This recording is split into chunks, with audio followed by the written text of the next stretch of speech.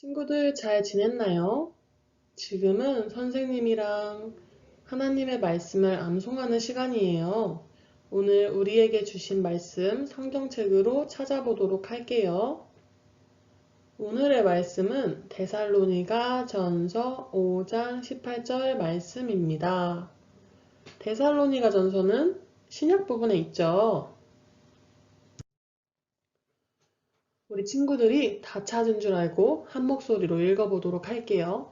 하나님의 말씀 데살로니가 전서 5장 18절 말씀 범사에 감사하라. 이것이 그리스도 예수 안에서 너희를 향하신 하나님의 뜻이니라. 데살로니가 전서 5장 18절 말씀 아멘. 범사는 모든 일, 모든 상황을 말해요. 하나님은 예수님을 믿는 모두가 감사할 수 없을 것 같은 상황에서도 예수님 안에서 항상 감사하기를 원하세요. 오늘의 말씀 다시 한번 읽어보도록 할게요. 하나님의 말씀 데살로니가 전서 5장 18절 말씀 범사에 감사하라. 이것이 그리스도 예수 안에서 너희를 향하신 하나님의 뜻이니라. 데살로니가 전서 5장 18절 말씀 아멘. 우리 친구들은 부모님이랑 할머니, 할아버지 또는 친구들과 얘기할 때 감사하는 말을 더 많이 하나요? 아니면 불평하는 말을 더 많이 하나요? 지금까지는 감사하다는 말보다도 불평하는 말을 더 많이 했다면 오늘 이 말씀을 통해서 하나님의 뜻이 무엇인지 알았으니까 감사하는 말을 더 많이 했으면 좋겠어요. 이 말씀이 기억날 수 있도록 다시 한번 읽어보도록 할게요. 하나님의 말씀 데살로니가 전서 5장 18절 말씀 범사에 감사하라. 이것이 그리스도 예수 안에서 너희를 향하신 하나님의 뜻이니라. 데살로니가 전서 5장 18절 말씀 아멘. 모든 상황에 감사하라고 하셨는데요. 요즘 코로나로 인해서 우리가 함께 모여서 예배하지 못하는 상황 가운데 있어요. 이 상황에 불평하는 말을 한다면 전도사님이랑 선생님들도 보고 싶고 친구들이랑 같이 만나서 찬양하고 또 예배드리고 싶은데 그렇게 하지 못하는 코로나가 너무 밉고 이 상황이 너무 속상해요. 라고 불평할 수도 있겠죠. 하지만 불평하는 말 대신에 감사하는 말을 하자고 했으니까 하나님 그래도 각자의 자리에서 온라인 영상으로 하나님의 말씀을 듣게 해주셔서 감사합니다. 라고 얘기할 수 있는 우리 친구들이 됐으면 좋겠어요.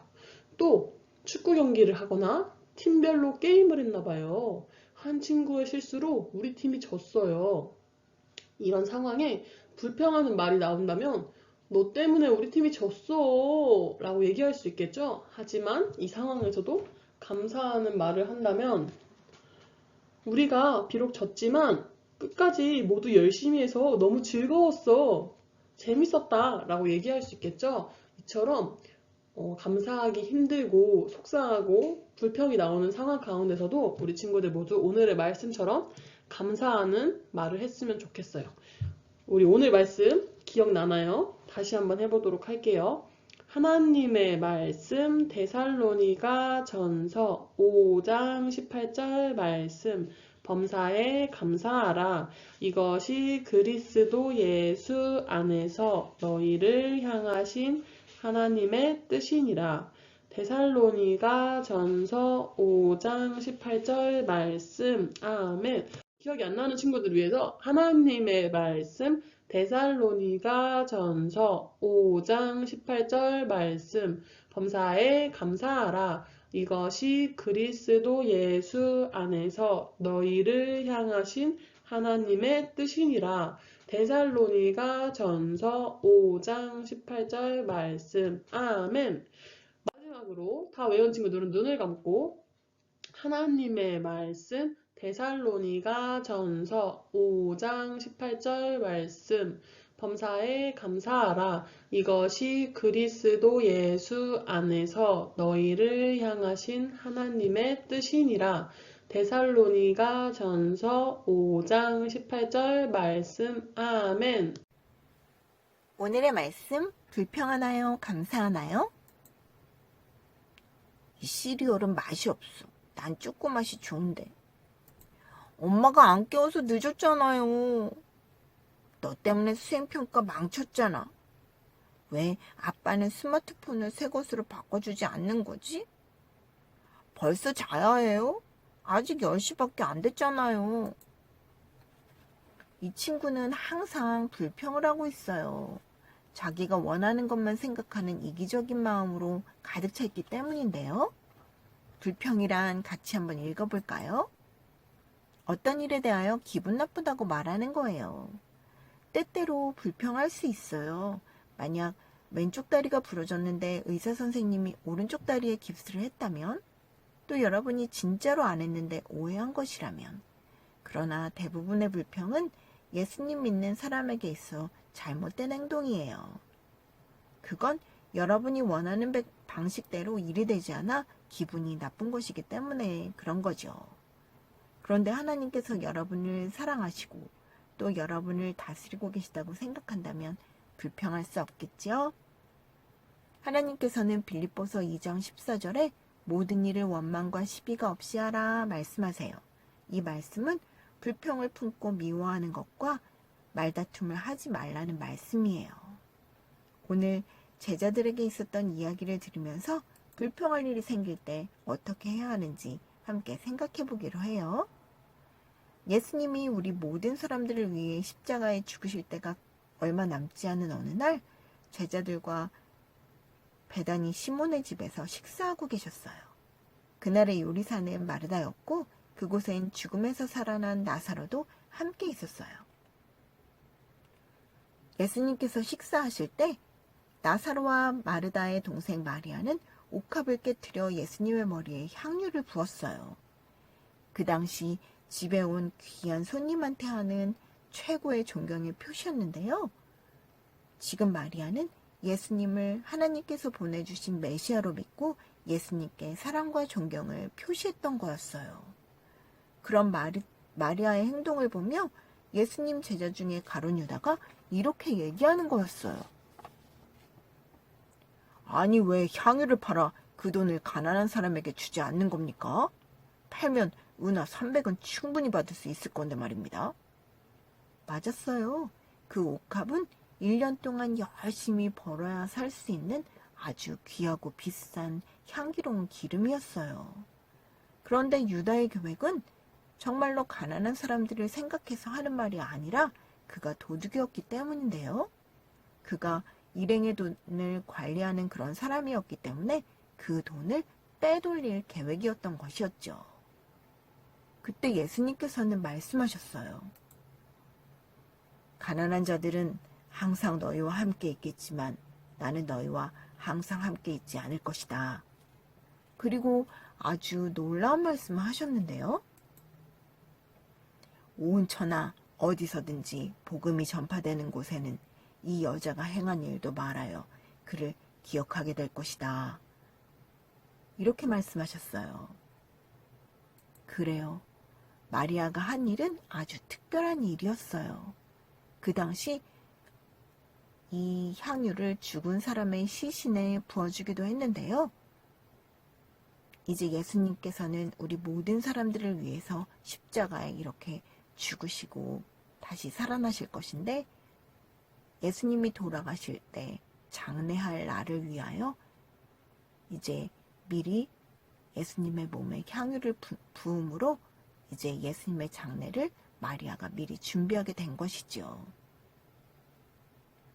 제자들도 예수님이 앞으로 어떻게 되실 일을 알았더라면 감사하는 마음으로 이 일을 함께 기뻐했을 거예요.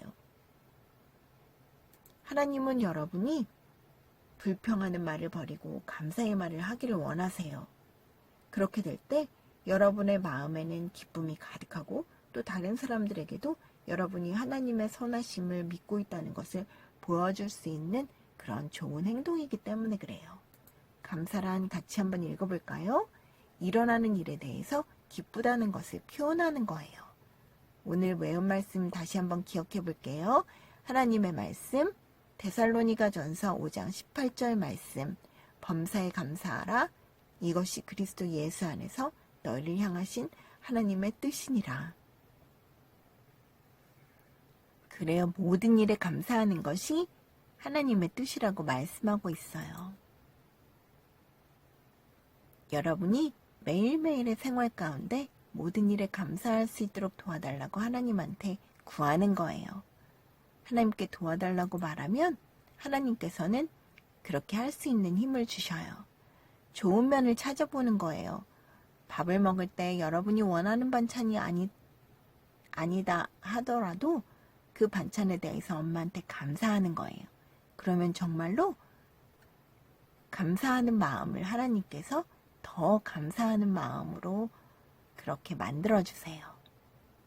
그리고 숙제를 내주셨을 때도 숙제가 여러분을 더 성장하게 만들고 또 훌륭한 사람이 되게 만들기 때문에 감사하는 마음으로 할 때 더 즐겁고 또 기쁘게 그 일을 함으로 여러분의 마음이 점점 좋은 마음으로 바뀌는 것을 보게 될 거예요.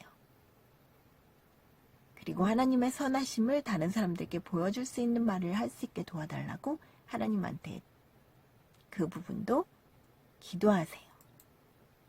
그리고 실천하는 거예요. 매일 누군가에게 감사하는 거예요. 감사의 말로 격려할 수 있는 사람을 최소한 한 사람이라도 찾아보세요.